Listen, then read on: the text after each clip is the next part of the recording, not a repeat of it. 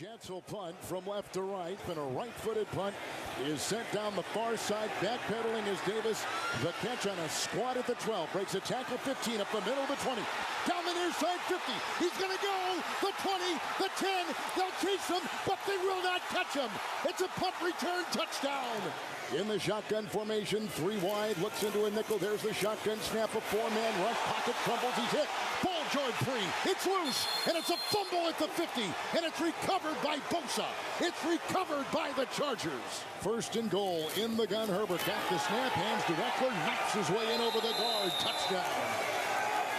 And that'll be all she wrote in New York tonight. And they cash in on another Jet turnover. It was a lot of self-inflicted wounds. Felt like anytime we got momentum going, we just shot ourselves in the foot with penalties, turnovers, and just wasn't good enough. Defense tonight, we just played connected. We were really, I thought, playing 11 as one, and it, showed even in that last drive of the game in the red zone. Our guys were really playing together, even with the backups in there. So, credit to our coaching staff. Our coaching staff put together a great plan, and these players made it happen tonight.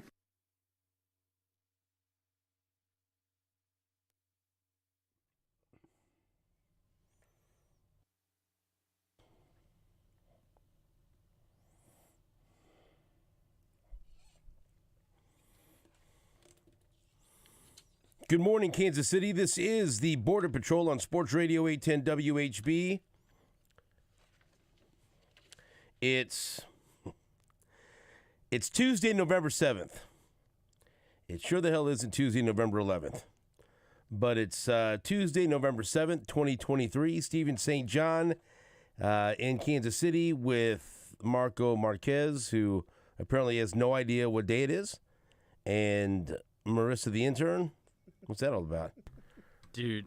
What do you pull November 11th out of? I got nothing. I got no answer for you there. Because usually it's like maybe it's like from the week before, the Tuesday before, or you know what I mean? There's some kind of reasoning behind the wrong date. It just says Tuesday, November 11th. Autopilot. Man. All right, bro. Sorry. That's fine. I caught it. It's November 7th is what it is. Marco Marquez and Marissa the intern, Nate Bukaty, with the Stone Cold Stunner of this Tuesday on the road in Florida. Hello, Nate.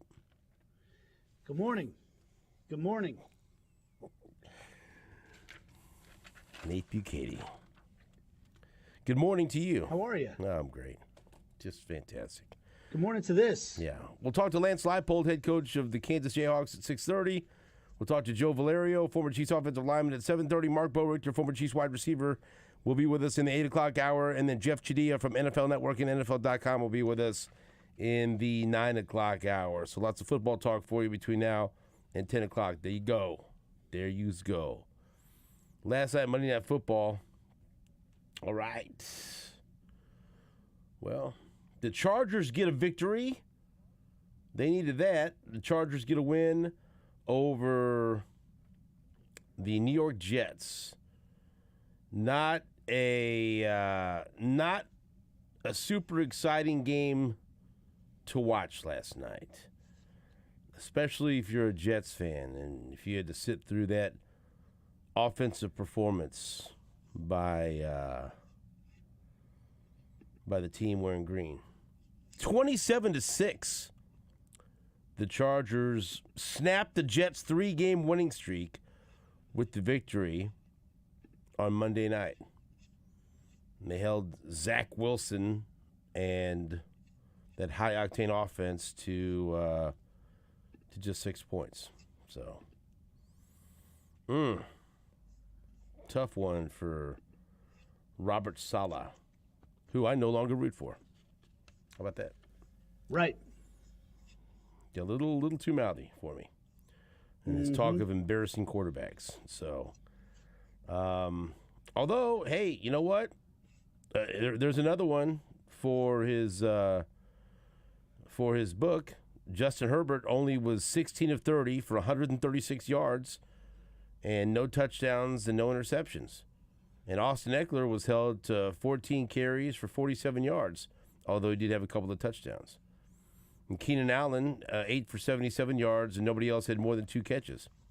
So, he embarrassed another quarterback on his way to a loss. So good for the Jets.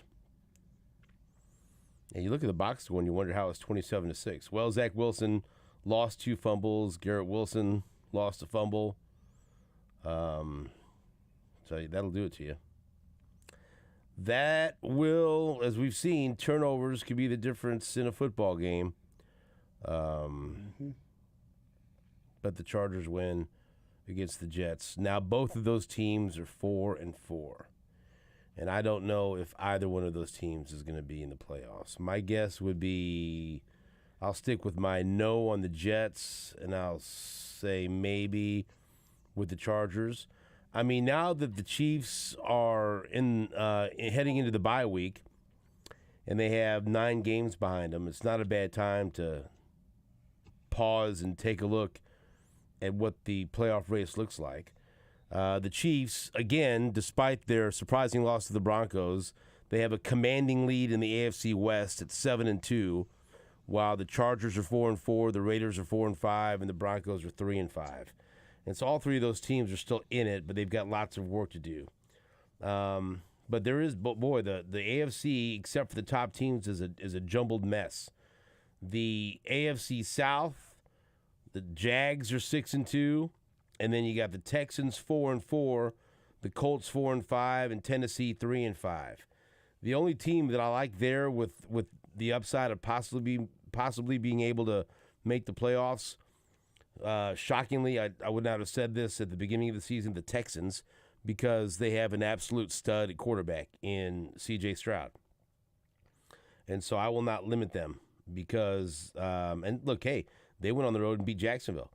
And so they, I know they're up and down, and at the end of 8 games, they're still 4-4, so they're mediocre.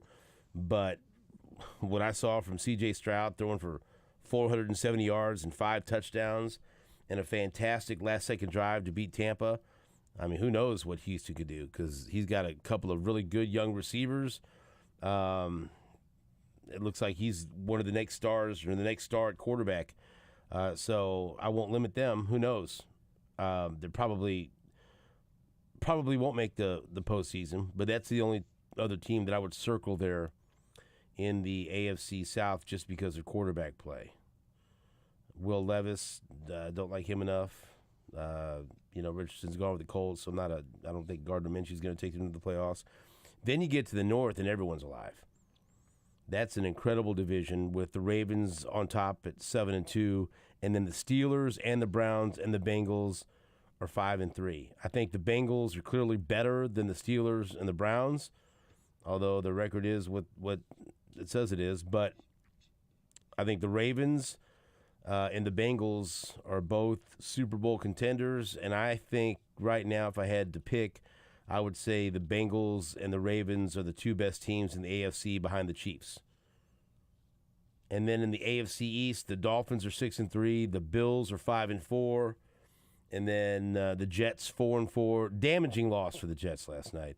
And then the Patriots are going nowhere. They are 2-7. So right now, if you had to look at the playoff picture, the Chiefs would be the 1 seed, the Ravens would be the 2, Jacksonville would be the 3, Miami would be the 4. And then after that, based on tiebreakers and everything else, the Steelers would be the 5 seed, the Browns would be the 6 seed, and then the Bengals would be the 7. So, and I don't know that. I mean, I think there's clearly a line there. After that, I mean, Buffalo is 5-4, and then after that, you've got your Houston, the Chargers, the Jets, all wrapped together at 4-4, and then the Colts and the Raiders are 4-5. The Steelers are a question mark, but they have an excellent defense, a fantastic coach. But man, their Kenny Pickett is not very good. But they're 5-3, so I don't know what to tell you there. And they pulled some games out in the fourth quarter that they shouldn't have won. But I think that would be the team, maybe most likely to fall out of that top 7. The Browns, they have a fantastic defense. Right now, I think they have the guy that would be the defensive player of the year in the NFL in Myles Garrett. And they got Deshaun Watson back, and I'm done wondering if we're going to see the Deshaun Watson from a couple of years ago. They just need a Deshaun Watson that's a capable quarterback to stay healthy and give them some type of offense, because that defense clearly is good enough. And remember, this is a team that they lost their offensive identity when Nick Chubb was out for the year. And so they've battled through some adversity, and they've come out the other side right now to be 5-3. But that's a volatile team as well because of Deshaun Watson and his health and the fact that he's inconsistent. And so if you're asking me for power rankings, Chiefs, Ravens, Jags, and Dolphins are the division leaders, but I think Cincinnati, I think they're better than the Jags and better than the Dolphins. I think you could have a conversation about who's better between the Bengals and the Ravens. But I think the Bills deserve to be in there. I think when the dust settles, I think the Chiefs are a playoff team, the Ravens are a playoff team, the Jags are a playoff team, the Dolphins are a playoff team, the Bengals are a playoff team, and the Bills are a playoff team. That's 6. Right? Mm-hmm. I mean, if you believe that, that's what I think. That's, if you're asking me just about rosters, coaches, talent, quarterbacks, whatever else, I put those 6 into the playoffs, and then after that, it's a mad dash between Steelers, Browns, Texans, Chargers, Jets, of who could make it from that point on. So I don't love the chances of the Jets. I think the Chargers are good enough, but again, they're inconsistent, so I don't know. Can they overcome? There's a few teams they'd have to overcome. So Yeah. that's the way I see it in the AFC right now. Yeah, I think that your point about the Texans being kind of the wild card team in terms of, it seems like their ceiling could get higher. Stroud just looks incredible. If he continues to play like that, maybe they become a team that's more of a factor than we realized. And the Steelers, they have a negative 30-point differential. And I don't know what that means. It's the 4th worst in the AFC. But with Mike Tomlin, they're going to be 500 or better, right? Like that just seems to be somehow, some way they figure out a way to be 500 or better. But when you look at their actual team, I'm with you. I don't put them in the same category even as the Browns and Bengals, even though they got the same record. And I guess it'd be silly for us to count them out because they've got Mike Tomlin and they find a way to win games all the time. Yeah, I don't know what point differential means. Look at Buffalo's point differential. Yeah. They're plus 80. That's second in the AFC, and they're 5-4. Yeah. So I don't know. I don't know what it means either. But it does just feel like the Steelers, when they win games, you're just like, man, how do they win that one? Dude, Pickett sometimes will ball out in the 4th quarter, and then he'll remember that George Pickens is on his team, and they'll make plays they have to make. And look, their defense is good enough to keep them close to where they can win games in the 4th quarter. Yep. Tomlin's a great coach. He is. If you would write down maybe a short list of Coach of the Year candidates, and I know we usually always defer to coaches that are getting the most out of a team that we didn't think would be very good. But I look at their quarterback and I look Mike Tomlin's got to be part of it. He's got to be in the conversation. Mm-hmm. To me, he does. I think. Yep.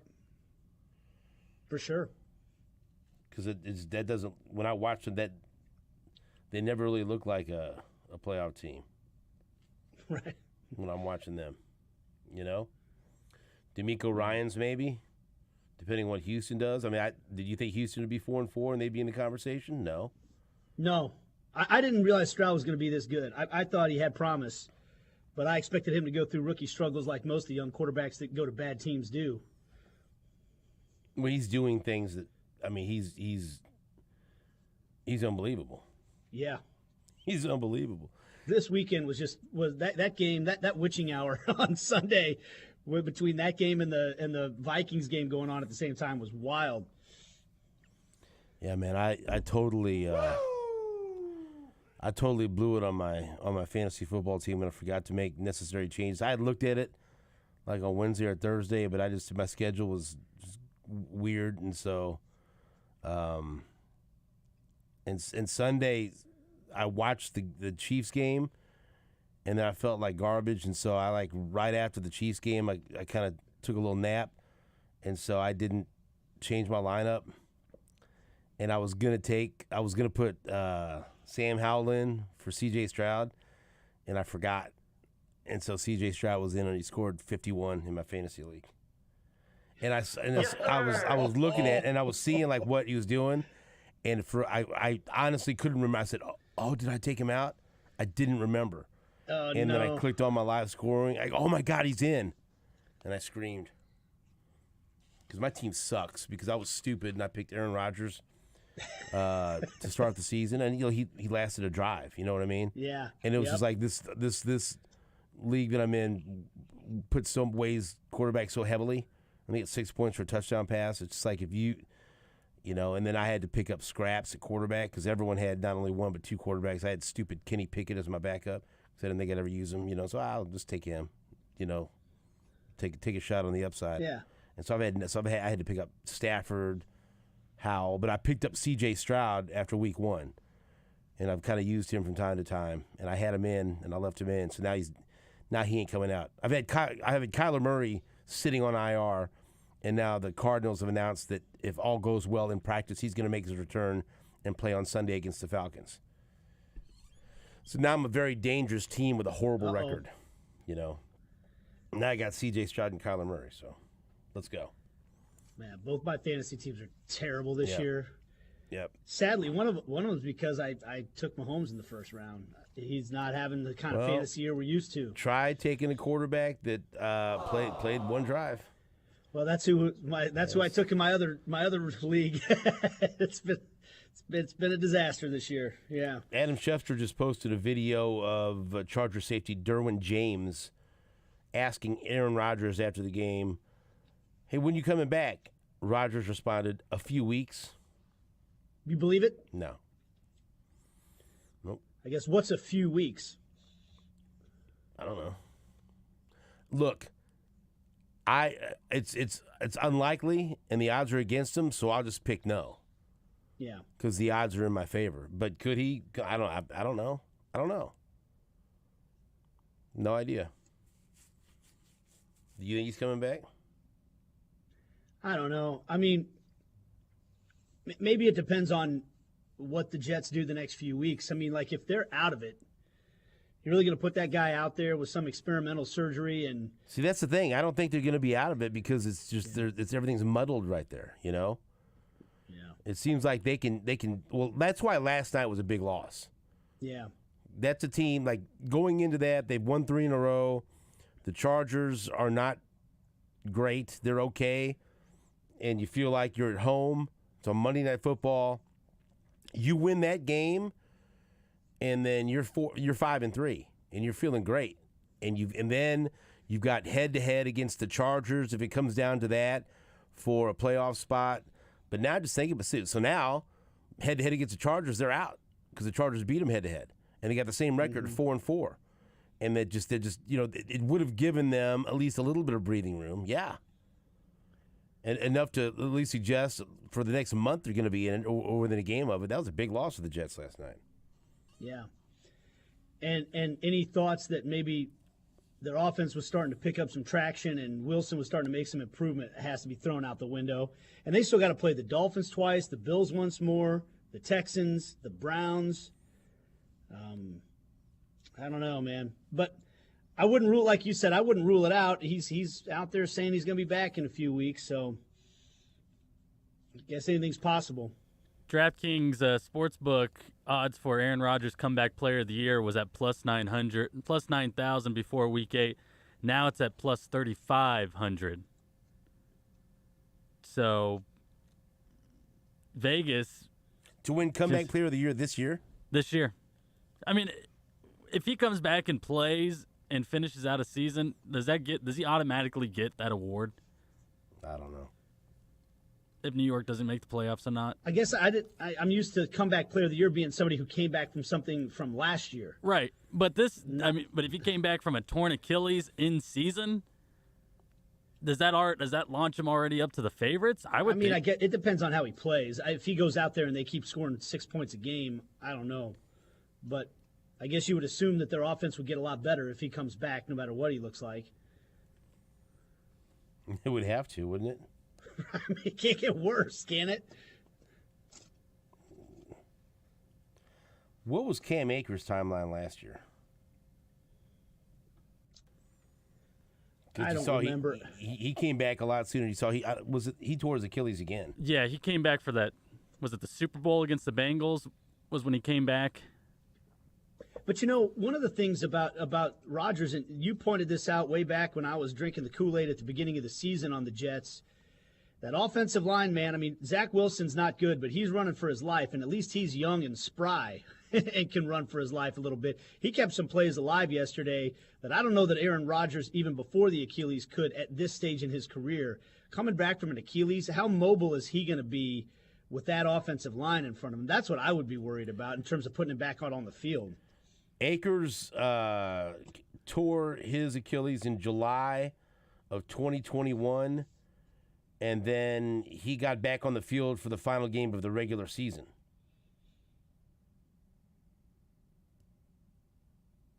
So, yeah, and that was an extremely fast turnaround. Mm-hmm. But that wouldn't get Aaron Rodgers back on the field. He's got his own, procedures and things that he does, though. So who knows? I guess it depends on if he gets cleared by Joe Rogan. I don't know. I don't know what that process is like. We'll figure it out. Put him through a rigorous testing. Yeah. And put him through a rigorous podcast to see if he can play. Yeah, we'll find out. Well, there you go. That was good. Not a very pleasing game to watch last night. But the Chargers absolutely positively had to have that game. Mm-hmm. And the Chargers their quarterback's good enough. They could get goofy and put together 3 or 4 wins in a row and set themselves up to make one of those playoff spots. I just felt like the Jets needed that. The Jets needed that because the Chargers are right behind them. The Jets needed that because I don't know, man. Things that you talk about a team where everything has to go right. Everything has to go right, or it gets away from them. Defensively, you'd have to say they were pretty good, right? If you look through those numbers from Justin Herbert and Austin Eckler before the game, said this is what Herbert's going to do, this is what Eckler's going to do, this is what Keenan Allen's going to do. Like, the Jets won, and they lost by 3 touchdowns because their offense, they got nothing. There's just nothing they can offer to the table. So there you go. A window into teams that are struggling mightily to try to work their way into the AFC playoff picture last night, won by the Chargers by 3 touchdowns over the Jets on Monday Night Football. We will take a break. When we come back, we'll talk to the coach of a team that's not struggling for wins. We'll talk to Lance Leipold. His team wins game number 7 at Iowa State on Saturday night, and he'll be on the show with us after this on Sports Radio 810 WHB.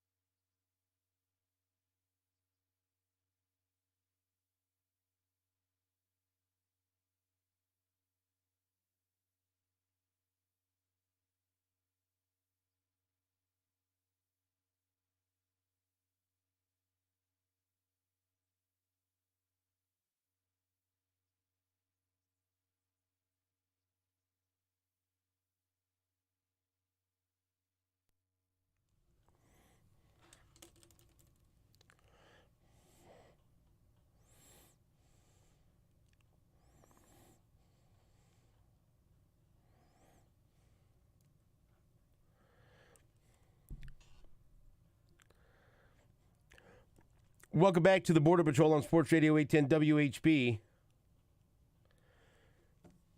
Thank you to our friends at J. Rieger & Co., Kansas City's original distillery, for making the Border Patrol live stream possible on Facebook, on X, on Twitch, and on YouTube.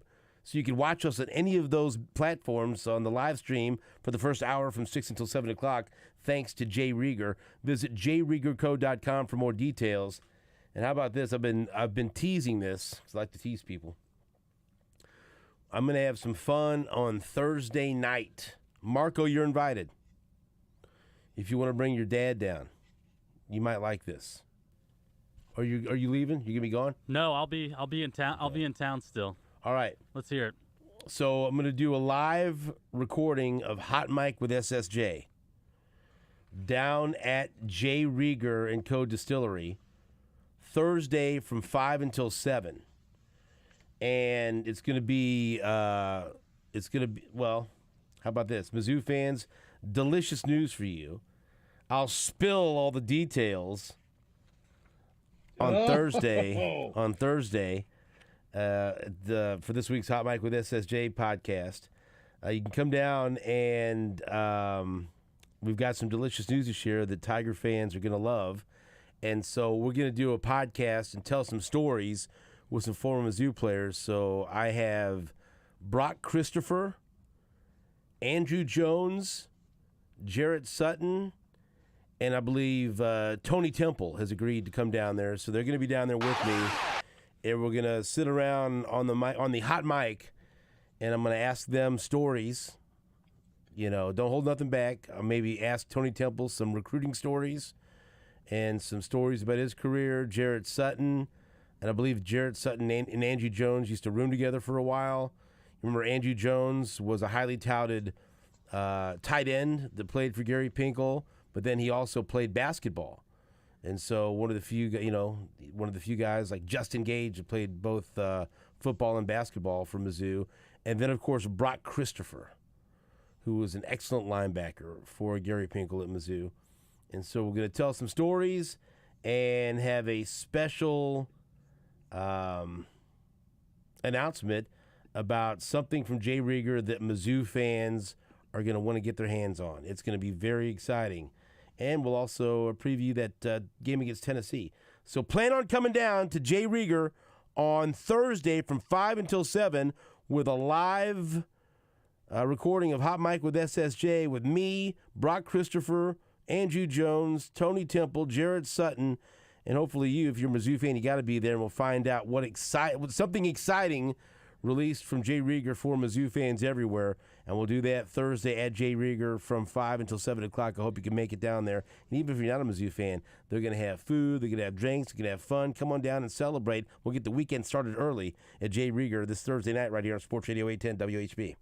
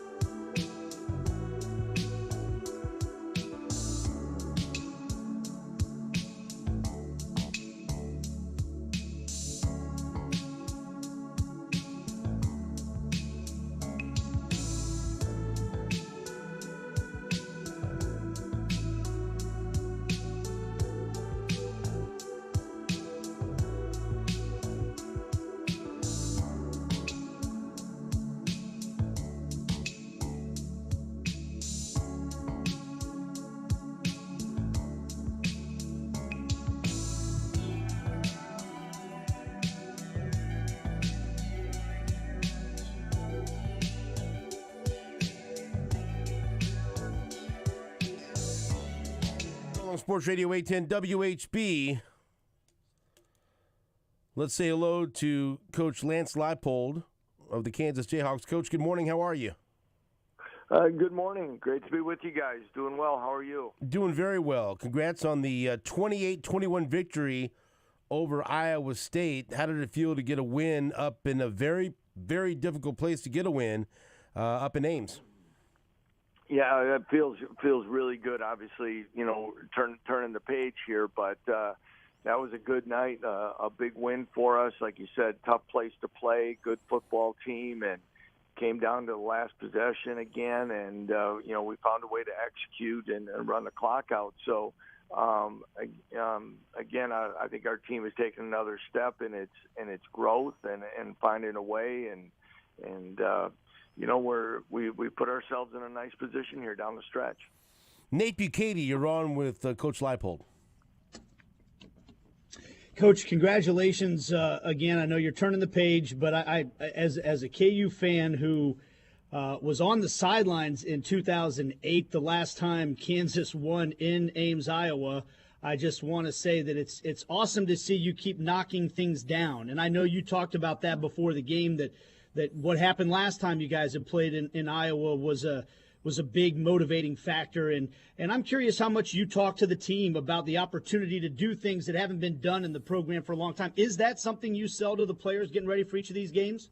A little bit. We've talked about things maybe that haven't been done. It's probably more post-game, in summaries and stuff about how this group of young men that, and I, kind of go back for the last couple of years, some of the things that they've done that Kansas football hasn't seen in a long time, and they should be proud of that, and they continue to do so. But at the same time here, we're in the last, quarter of the season, of the regular season, and we'll remember most about what we do down the stretch. And I think, that was one thing of last year's season that was nice, and there were some very good moments in there, but we didn't finish strong down the stretch, and we need to take another step in doing so. So we do touch on it. I think they need to be aware. Sometimes they are, sometimes they're not, and of some of the things that they've been able to do. Coach Lance Leipold is our guest. All right, Coach, we'll turn the page. I know you have you have rules about that and moving on for people like Nate who refuse to turn the page. But we'll turn the page and we'll keep locked in on this next game. And so, this is and you might get mad at me for this question, but I think it's valid because yesterday I already saw some of it. I already saw an unnamed K-State guy around here yelling at an unnamed KU guy after the show and going back and forth. And I'm like, guys, that game's not even next up.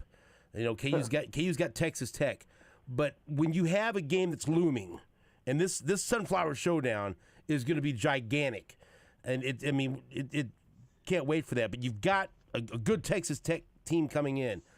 How do you avoid having any of your players or coaches or anyone looking past Texas Tech at Kansas State? Because you got Texas Tech in front of you. You beat them, and you're in the situation just where you need to be going up against Kansas State. And I know we can always say the right things, but man, that's got to be tough for some of these kids, right? Well, it probably is. I probably ignored the first half of what you said. Right. So, because you have to play what's on the schedule.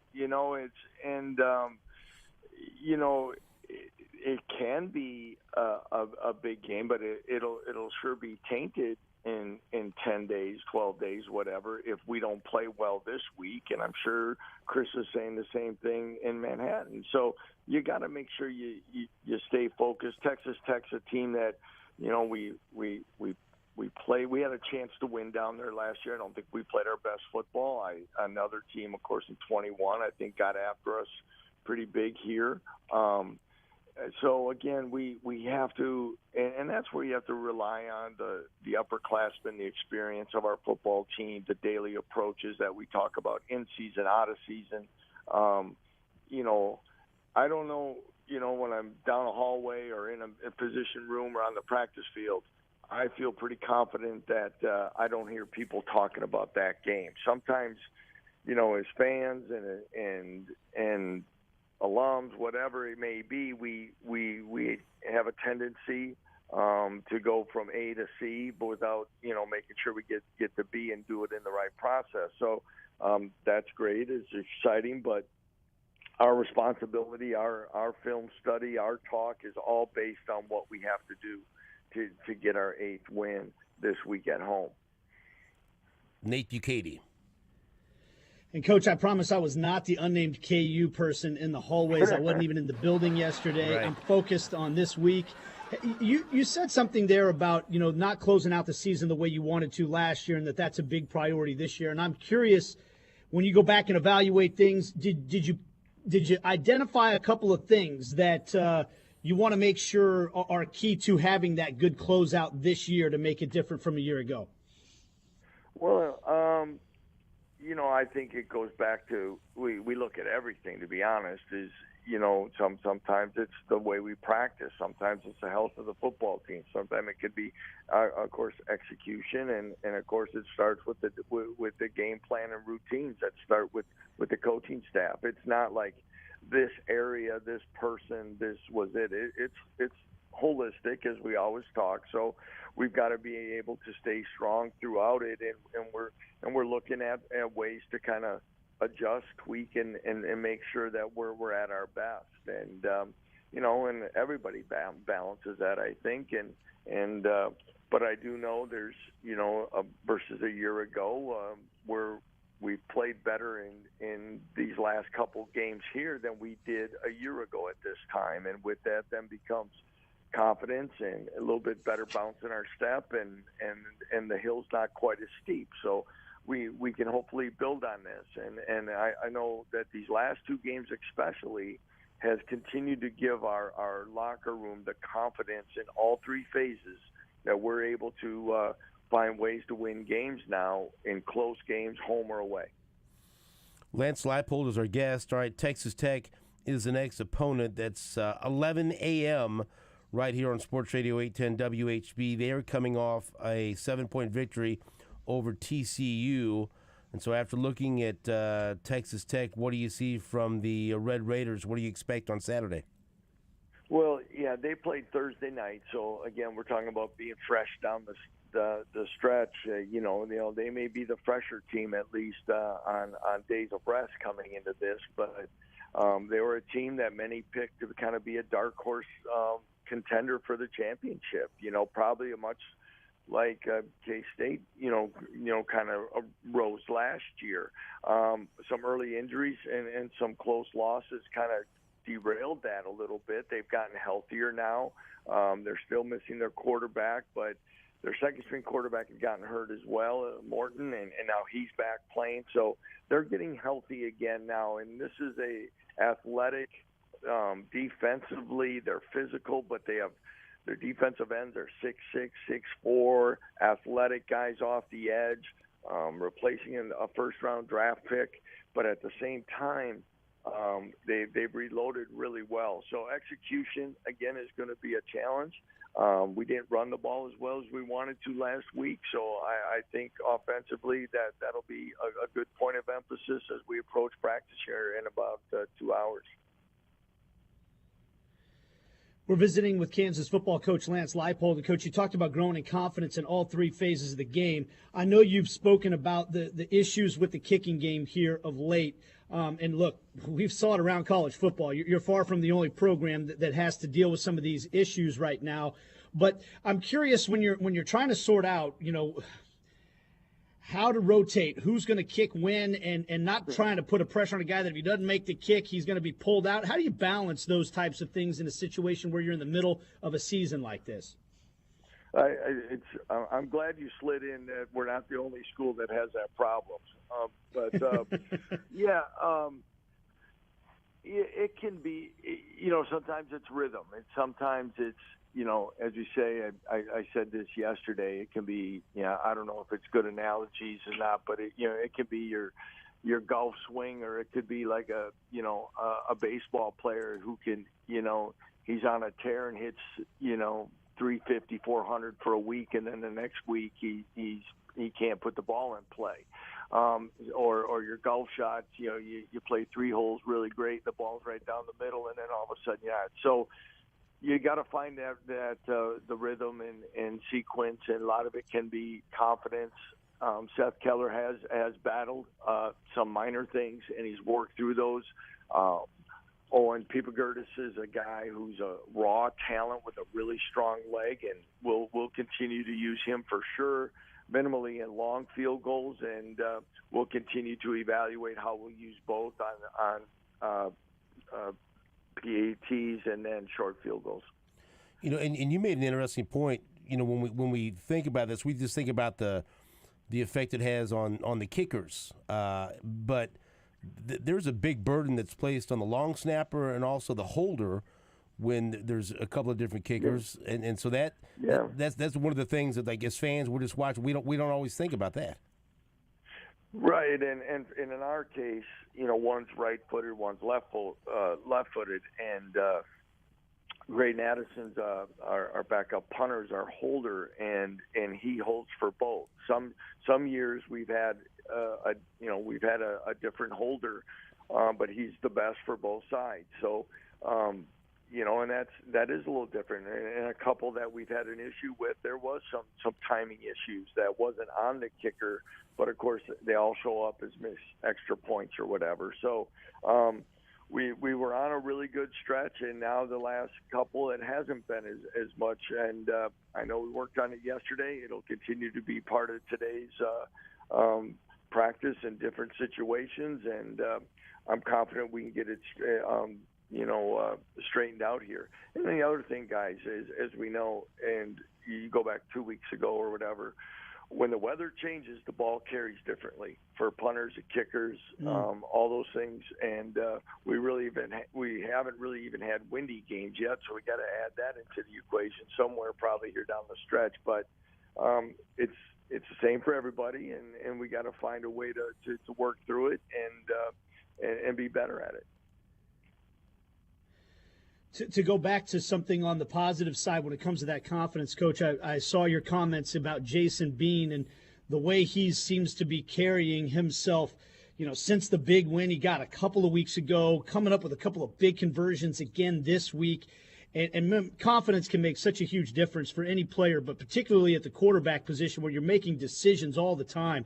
I'm wondering if there's maybe some specific ways, either on the field or off the field, where you're noticing him grow continually as a player because of that confidence that he seems to be getting every week. I think it's been that way now for about a little over a year with him and confidence. But again, game success has elevated his probably his verbal confidence within the guys. Again, he's always been well-liked and respected, but I think it's given him that extra nudge at times now to take command of some situations and again, gives our offensive staff an opportunity to keep expanding on some things that probably we've done before with Jalen on the field. So it's a benefit to everyone, and like you said, his leadership and confidence is now at an all-time high for him. Nate Bukaty, your final question for Lance Leipold. Yeah, Coach, I just watching your defense this year come up with these defensive scores has been one of the most exciting developments of the season for me. You've got corners that seem to have great ball skills, and I don't know if that's – I guess is it something that is just kind of you've got some players that have that playmaking ability? Is that a mindset of the defense this year that is making this happen? What do you attribute that to? Because it's certainly, to me, been one of the most exciting things about your football team this year.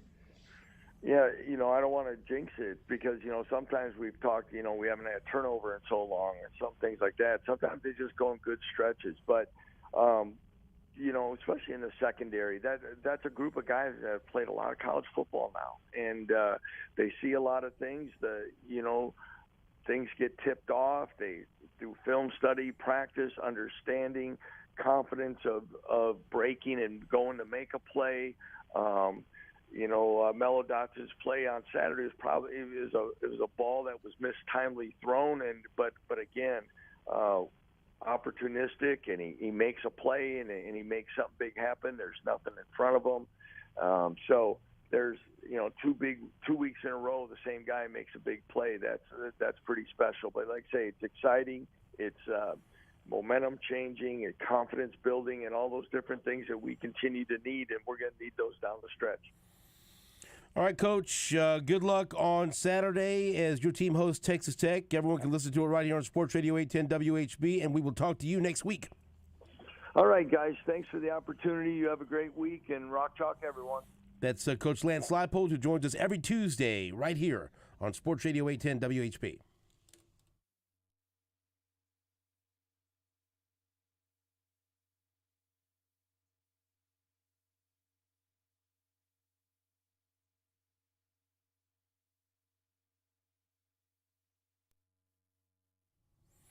Hey there, Kansas City. Stephen St. John here for